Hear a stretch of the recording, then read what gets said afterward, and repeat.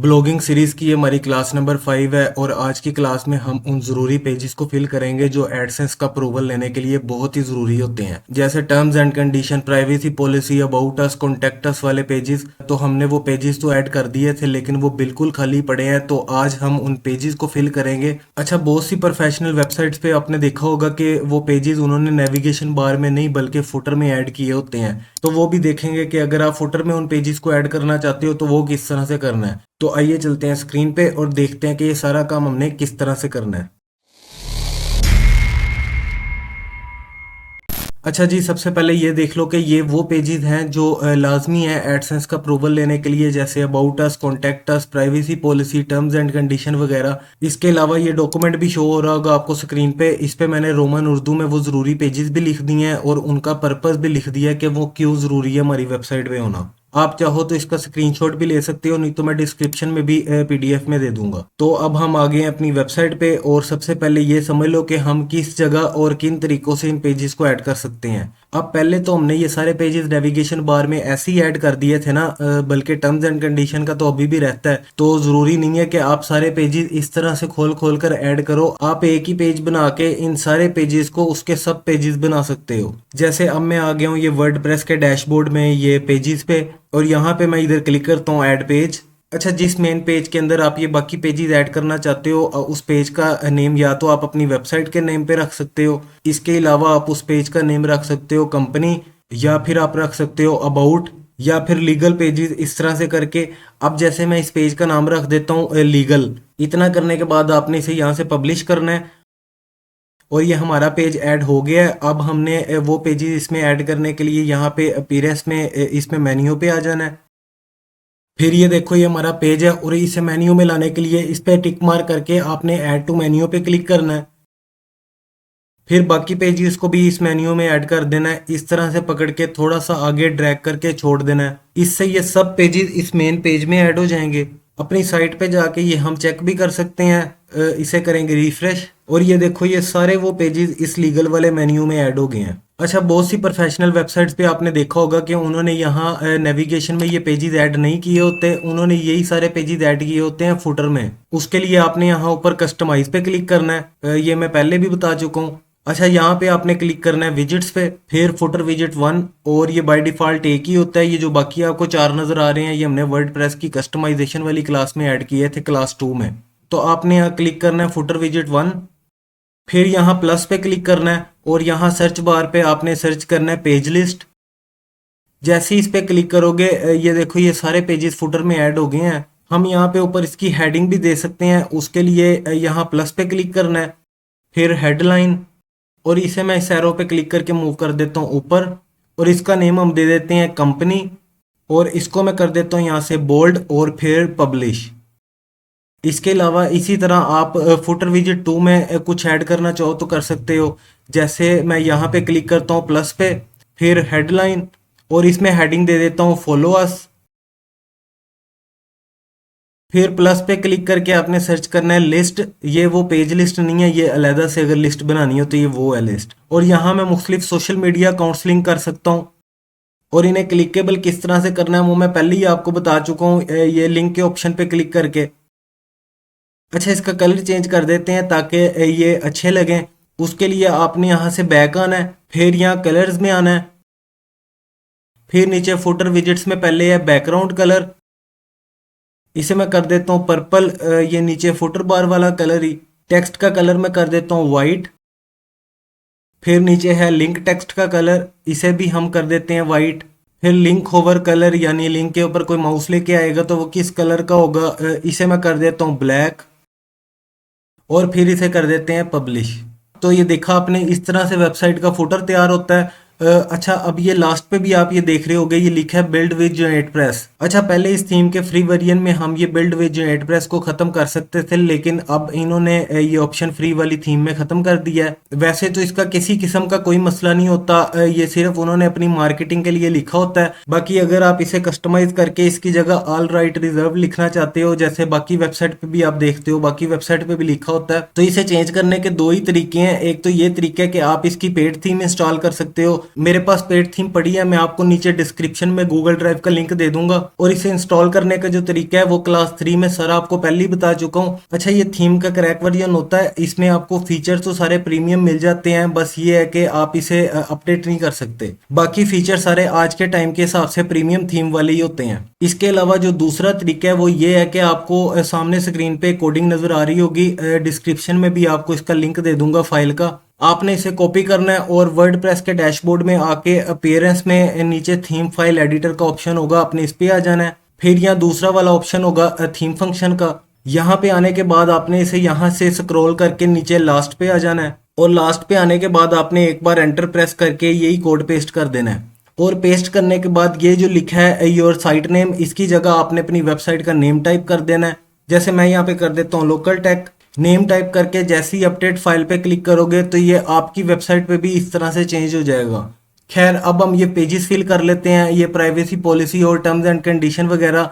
उसके लिए आपने आ जाना है गूगल पे और यहाँ टाइप करना है टर्म्स एंड कंडीशन जनरेटर। और ये इस तरह से आपके सामने एक वेबसाइट आएगी, आपने इस पे आ जाना है। यहाँ पे आने के बाद आपने यहाँ से वेबसाइट पे टिक मार्क करना है, क्योंकि हम ये वेबसाइट के लिए जनरेट करवा रहे हैं। फिर यहाँ कंटिन्यू एंड जनरेट पे क्लिक करना है। उसके बाद ये आपसे कुछ डिटेल मांगेगा, आपने वो डिटेल फिल करनी है। जैसे सबसे पहले है साइट यूआरएल, यहाँ पे आपने अपनी वेबसाइट का यूआरएल लिंक पेस्ट करना है। फिर नीचे अपनी साइट का नेम, उसके बाद आपकी कंपनी है या फिर इंडिविजुअल तो इंडिविजुअल। फिर नीचे है कंट्री, इसे कर देते हैं पाकिस्तान और फिर नेक्स्ट।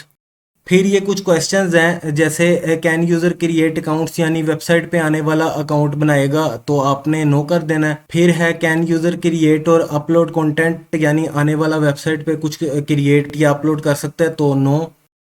फिर नीचे है कैन यूजर बाय गुड्स, तो नहीं हमारी ई कॉमर्स वाली साइट नहीं है तो नो।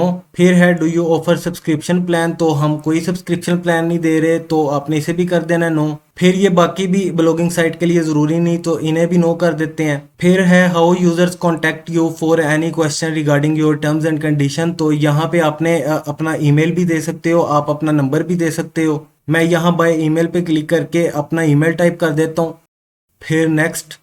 फिर कह रहा है कि अपना ईमेल एड्रेस दें, तो मैं यहाँ भी अपना ईमेल टाइप कर देता हूँ। फिर एडिशनल लैंग्वेज इंग्लिश ही रहने देते हैं और यहाँ जनरेट पे क्लिक कर देना है। फिर ये देखो इसने हमें टर्म्स एंड कंडीशन का पेज बना दिया है, तो आपने यहाँ से इसका HTML कॉपी करना है और HTML कॉपी करना है। अगर आप वैसे कॉपी करोगे तो इस तरह से सारा इकट्ठा लिखा जाएगा आपकी वेबसाइट पे, और अगर आप HTML कॉपी करोगे तो ये एज इट इज जैसा यहाँ पे इन्होंने जनरेट करके दिया है इसी तरह से वहाँ पे लिखा आएगा। कॉपी करने के बाद आपने वर्डप्रेस के डैशबोर्ड में पेजेस पे आना है। फिर ये टर्म्स एंड कंडीशन पे एडिट लिखा है, इस पे क्लिक करना है। फिर ये प्लस के आइकन पे क्लिक करके कस्टम HTML पे क्लिक करना है। फिर यहाँ वो HTML पेस्ट करके प्रीव्यू पे क्लिक करोगे तो ये टर्म्स एंड कंडीशन का पेज रेडी हो जाएगा, ये देखो। फिर आपने यहाँ से इसे सेव कर देना है। इसके बाद अगला पेज है हमारा प्राइवेसी पॉलिसी का। उसके लिए फिर आपने वैसे ही गूगल पे टाइप करना है प्राइवेसी पॉलिसी जनरेटर, और ये पहली वेबसाइट जो है आपने इस पे आ जाना है। बाकी इसका भी सारा प्रोसेस सेम ही है, वैसे ही वेबसाइट पे टिक मार्क करके कंटिन्यू एंड जनरेट पे क्लिक करना है। फिर ये उसी तरह से दोबारा वही डिटेल मांग रहा है, आपने वही डिटेल दोबारा फिल कर देनी है। फिर नेक्स्ट। फिर ये पूछ रहा है कि आप वेबसाइट पे आने वाले की कौन सी इन्फॉर्मेशन कलेक्ट करोगे, तो हमें कोई इन्फॉर्मेशन नहीं चाहिए तो आपने यहाँ अदर्स पे क्लिक करना है। फिर नेक्स्ट। फिर ये पूछ रहा है कि कोई आपसे किस तरह से कांटेक्ट करेगा, तो आप उसी तरह से यहाँ अपना ईमेल भी दे सकते हो या फ़ोन नंबर भी। फिर नेक्स्ट। फिर ये पूछ रहा है कि आपको प्रोफेशनल पेज जनरेट करके दें या फ्री वाला, तो फ्री वाला भी चलेगा, कोई मसला नहीं है, कोई एडसेंस का अप्रूवल लेने में भी इसका कोई इशू नहीं आता। तो आपने यहाँ नो पे क्लिक करके नेक्स्ट पे क्लिक कर देना है। फिर यहाँ अपना ईमेल दे के जनरेट पे क्लिक कर देना है। और ये देखो ये इसने हमें पेज जनरेट करके दे दिया है। आपने इसका भी HTML यहाँ से कॉपी करना है। फिर उसी तरह से पेजेस में प्राइवेसी पॉलिसी वाले पेज पे आ जाना है।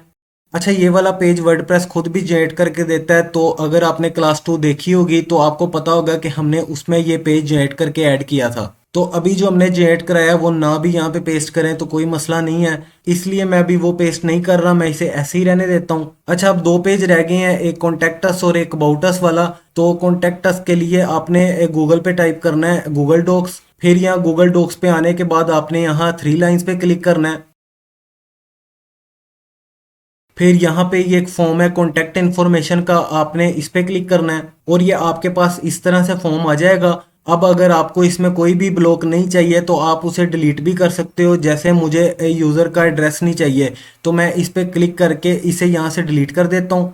इसके अलावा मुझे फ़ोन नंबर भी नहीं चाहिए, मैं इसे भी यहाँ से डिलीट कर देता हूँ। बाकी ये तीन चीज़ें ठीक हैं, इसे हम ऐसे ही रहने देते हैं और यहाँ से पब्लिश पे क्लिक कर देना है। पब्लिश करने के बाद यहाँ साथ 3 डॉट्स हैं, आपने इस पे क्लिक करना है और यहाँ नीचे एम्बेड HTML पे क्लिक करके इसके HTML को कॉपी कर लेना है। और फिर उसी तरह से दोबारा आपने कॉन्टैक्ट अस वाले पेज में आकर यहाँ प्लस पे क्लिक करके कस्टम HTML पे क्लिक करना है और यहाँ वही कोडिंग पेस्ट करके प्रीव्यू पे क्लिक करोगे तो ये देखो ये वही फॉर्म जो है वो ऐड हो गया है यहाँ पे। फिर आपने यहाँ सेव पे क्लिक कर देना है।